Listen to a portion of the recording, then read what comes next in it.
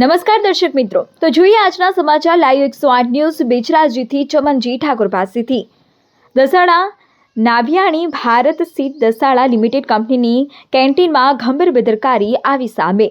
દસાડા તાલુકાના નાભિયાણી ગામે આવેલી ભારત સીડ લિમિટેડ કંપનીની કેન્ટીનમાં ગંભીર બેદરકારીનો બનાવ સામે આવ્યો। કંપનીની કેન્ટીનમાં આપવામાં આવેલા ભોજનમાં ગરોળી મળતા કર્મચારીઓમાં ભારે હડકંપ મચી ગઈ હતી। અહીં ભોજન લીધેલા અનેક કર્મચારીઓની અચાનક તબિયત બગડતા તેમને તાત્કાલિક સારવાર માટે કેબી હોસ્પિટલ ખાતે ખસેડવામાં આવ્યા હતા। પીડિત કર્મચારીઓએ કેબી હોસ્પિટલ ખાતે તાત્કાલિક સારવાર લીધી હતી। તમામ અસરગ્રસ્ત દર્દીઓની તબિયત સ્થિર હોવાનું જાણવા મળ્યું, પરંતુ જીવલેણ ઘટનાએ કંપની પ્રબંધ સામે ગંભીર પ્રશ્નો ઊભા કર્યા છે। કર્મચારીઓનો આક્ષેપ છે કે કેન્ટીન સંચાલન અંગે પૂછપરછ કરતા પ્લાન્ટ મેનેજર દ્વારા ઉડાવ જવાબ આપવામાં આવ્યો હતો, જેના કારણે પીડિતોમાં રોષ વધુ ભડક્યો હતો।